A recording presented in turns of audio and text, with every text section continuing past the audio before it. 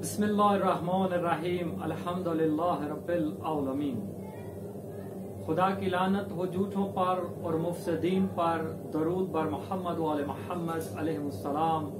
السلام علیکم ورحمۃ اللہ وبرکاتہ۔ امید ہے کہ آپ تمام صاحبان ایمان خیر و عافیت سے ہوں۔ عزیزان گرامی، امیر المؤمنین علی ابن ابی طالب علیہ السلام پر خاندان بنو امیہ نے جو سب و شتم کا آغاز کیا تھا اور تقریباً ایک صدی تک یہ سلسلہ جاری و ساری رہا، جیسا کہ علامہ مودودی نے اپنی کتاب خلافت و ملوکیت کے اندر بھی اس بات کی طرف جو ہے اشارہ فرمایا ہے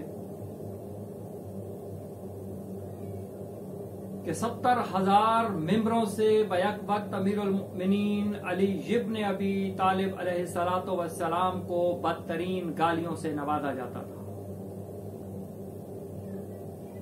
آخر وہ کون سے اسباب تھے، وہ کون سی ایسی علت تھی کہ جس کی بنیاد پر امیر المؤمنین علی ابن ابی طالب علیہ السلام کو بدترین گالیاں دی جاتی تھی؟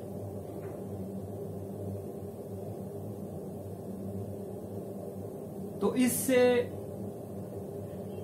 بنو امیہ کے ہی ایک چشم و چراغ عمر بن عبدالعزیز نے پردہ اٹھایا۔ عمر بن عبدالعزیز برسوں تک اپنے باپ کو نوٹ کرتا رہا کہ وہ جب بھی ممبر پر جاتا اور خطبہ دیتا تو کمال کا خطبہ دیا کرتا تھا، مگر جیسے ہی وہ امیر المؤمنین علی ابن ابی طالب علیہ السلام کے خلاف زبان کھولتا تھا تو اس کی زبان میں ایک لکنت پیدا ہو جاتی تھی۔ اس کی زبان اس کا ساتھ نہیں دے پاتی تھی۔ تو کافی عرصہ نوٹ ڈاؤن کرنے کے بعد عمر بن عبدالعزیز نے ایک دن اپنے باپ سے یہ سوال پوچھ ہی ڈالا کہ اے بابا جان، میں کافی عرصے سے نوٹ کر رہا ہوں کہ آپ جب بھی خطبہ دیتے ہیں تو کمال کا خطبہ ہوتا ہے، مگر جیسے ہی آپ امیر المؤمنین نفس رسول اللہ کے خلاف زبان درازی کرنے لگتے ہیں تو آپ کی زبان آپ کا ساتھ نہیں دیتی، کیا وجہ ہے؟ تو اس کا باپ کہتا ہے کہ آخرکار تم نے اس بات کو جج کر ہی لیا، تو پھر سنو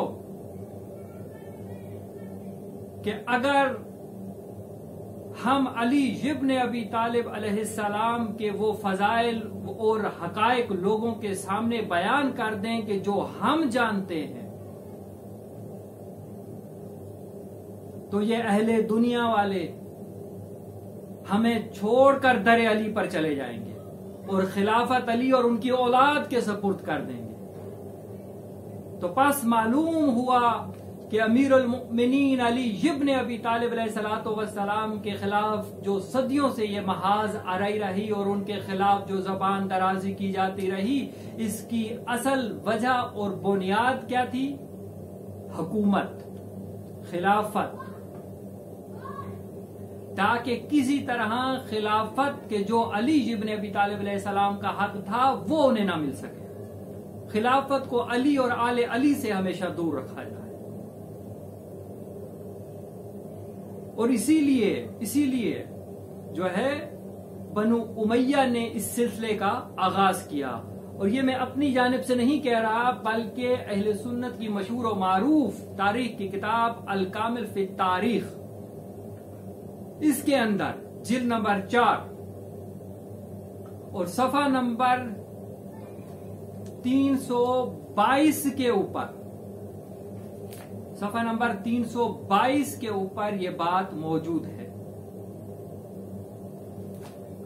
اور اسی طرح اگر آپ اردو کی لے لیں ترجمے والی الکامل فی تاریخ، اس کی بھی جلد نمبر 4 اور صفحہ نمبر 196 اور 197 کے اوپر یہ بات درج ہے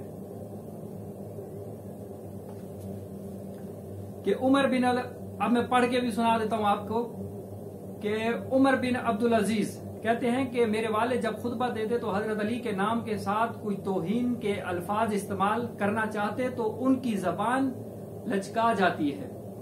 میں نے پوچھا کہ آپ خطبہ بے تکلف کہتے چلے جاتے ہیں، لیکن جب حضرت علی علیہ السلام کا تذکرہ آتا ہے تو مجھے آپ کی تقریر میں نقص معلوم ہوتا ہے. انہوں نے کہا تم اس کو سمجھ گئے ہو؟ میں نے کہا جی ہاں. کہنے لگے بیٹا پھر سنو، بیٹا جو لوگ ہمارے ارد گرد بیٹھے ہیں اگر ان کو اتنا معلوم ہو جائے، صرف اتنا معلوم ہو جائے جتنا ہم حضرت علی علیہ السلام کے متعلق جانتے ہیں، تو یہ سب لوگ ہم کو چھوڑ کر خلافت علی کی اولاد کے پاس لے کر چلے جائیں گے. جی یہ ہے وہ حقیقت جس کی وجہ سے امیر المومنین علی بن ابی طالب علیہ السلام کی شخصیت کو کاؤنٹر کیا جاتا تھا. تو اب سوال یہاں پر یہ پیدا ہوتا ہے کہ کیا یہ عمل صرف بنو امیہ کے زمانے میں ہوا یا ان سے پہلے والی حکومتوں میں بھی ایسا کچھ ہوا؟ تو سنیے اس کا جواب بھی. امیر المؤمنین علی بن ابی طالب علیہ السلام کے ساتھ یہ عمل رسول خدا صلی اللہ علیہ وآلہ وسلم کی آنکھ بند کرتے ہی شروع کر دیا گیا تھا. اب جیسا کہ اگر ہم الکامل فی تاریخ کی جلد نمبر 2 لے لیں اور صفحہ نمبر 437 پر آ جائے، صفحہ نمبر 437 کے اوپر یہ بات یہاں پر میں آپ کو دکھا دیتا ہوں، اس کا ربط آپ کو دکھا دیتا ہوں کہ اب آپ کو یہ بات تو معلوم ہو گئی کہ علی علیہ السلام کی شخصیت کو کیوں کاؤنٹر کیا جاتا تھا. اس لیے کہ حکومت کہیں علی اور ان کے اولاد کی طرف نہ چلی جائے. اب صفحہ نمبر 436 کے اوپر ذکر قصہ شورا ہے اور صفحہ نمبر 437 کے اوپر یہ وہ ذکر قصہ شورا ہے کہ جب حضرت عمر کی وفات ہونے لگی تو انہوں نے اب جو خلافت چند لوگوں کے درمیان جو چھوڑی ہے تو اس میں حضرت علی علیہ السلام کے بارے میں جو الفاظ استعمال کیے ہیں یہ وہ لکھے ہوئے ہیں کہ حضرت علی علیہ السلام کے بارے میں عمر نے کیا الفاظ استعمال کیے کہ حضرت علی علیہ السلام کے بارے میں عمر کہتے ہیں کہ علی میں نعوذ باللہ من ذالک نقل کفر نباشت مسخرہ پن پایا جاتا ہے. یعنی حضرت علی علیہ السلام کے حوالے سے کیا کہا جا رہا ہے کہ اگر حکومت علی کے پاس چلی جائے تو علی میں تو مسخرہ پن پایا جاتا ہے. اور یہی الکامل فی تاریخ کی اگر اردو والی ترجمہ لے لیں تو اس کی جلد 2 صفحہ نمبر 479 کے اوپر اگر آپ آ جائیں، 478 کے اوپر مجلس شورا وہی باب باندھا ہوا ہے اور صفحہ نمبر 479 کے اوپر عمر کے الفاظ ہیں کہ آپ نے فرمایا میرا خیال ہے کہ علی اور عثمان میں سے کوئی خلیفہ ہوگا. اگر عثمان خلیفہ ہوئے تو وہ نرم مزاج انسان ہیں اور اگر علی خلیفہ ہوئے تو وہ ان میں مسخرہ پن ہے. یہاں پر لفظ ظرافت ہے اور ظرافت کا مطلب ہی مسخرہ پن ہوتا ہے اور وہ اس قابل ہے کہ مسلمانوں کو حق و صداقت کی راہ میں قائم رکھے. یہ کس کی سٹیٹمنٹ ہے؟ جی اہل سنت کی مشہور و معروف کتاب حضرت عمر کی یہ سٹیٹمنٹ ہے. کس کے بارے میں؟ امیر المومنین علی بن ابی طالب علیہ السلام کے حوالے سے. اب کیا فرمایا علی علیہ السلام کے حوالے سے کہ علی علیہ السلام کے اندر کیا پایا جاتا ہے؟ مسخرہ پن، نعوذ باللہ من ذالک نقل کفر ناباشد. اس کا جواب خود امیر المومنین علی بن ابی طالب علیہ السلام کی زبان سے میں آپ کو دکھاتا ہوں کہ یہ ہے میرے ہاتھ میں نہج البلاغہ، صفحہ نمبر 240 اور خطبہ نمبر ہے 82، اردو ترجمے والی مفتی جعفر حسین صاحب اللہ مقام.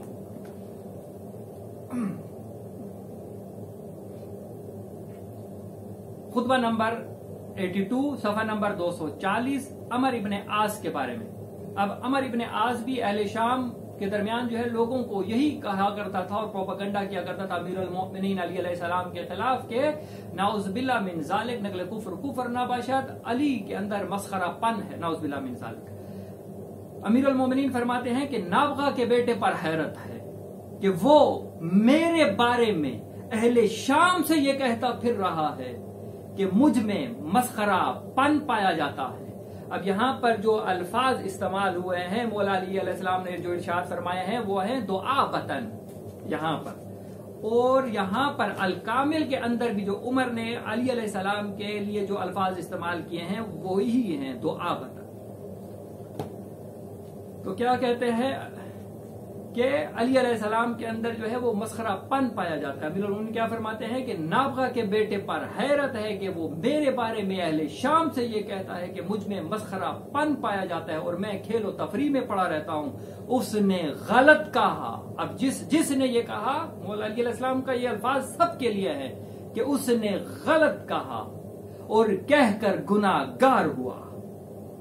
یاد رکھو، یہ کون فرما رہے ہیں؟ امیر المومنین علی علیہ السلام فرما رہے ہیں کہ یاد رکھو کہ بدترین قول وہ ہے جو جھوٹ ہو. بدترین قول وہ ہے جو جھوٹ ہو. اور پھر بدترین، دنیا کا بدترین قول تو یقیناً جھوٹ ہے. اور پھر وہ جھوٹ بھی کس پر؟ امیر المومنین پر. وہ جھوٹ بھی کس پر کہ جو نفس رسول ہے. وہ جھوٹ بھی کس پر کہ جو وجہ اللہ ہے. وہ جھوٹ بھی کس پر پہ جو عین اللہ ہے. وہ جھوٹ بھی کس پر کہ جو لسان اللہ ہے. وہ جھوٹ بھی کس پر جو آیہ تطہیر کا مصداق ہے. تو پائیدان گرامی، یہ پورا خطبہ آپ خود کتاب میں پڑھ لیجئے کہ امیر المومنین علی بن ابی طالب علیہ السلام نے مزید کیا فرمایا اس حوالے سے. بہرحال تو جو اصل وجہ ہے خلافت کو امیر المؤمنین علی بن ابی طالب علیہ السلام سے دور لے جانا تھا.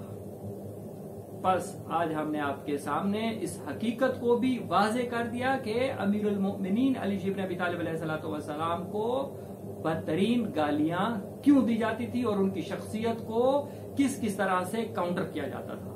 اپنا خیال رکھیے اور اس بندہ حقیر کو دعاؤں میں یاد رکھیے. والسلام علیکم ورحمۃ اللہ وبرکاتہ.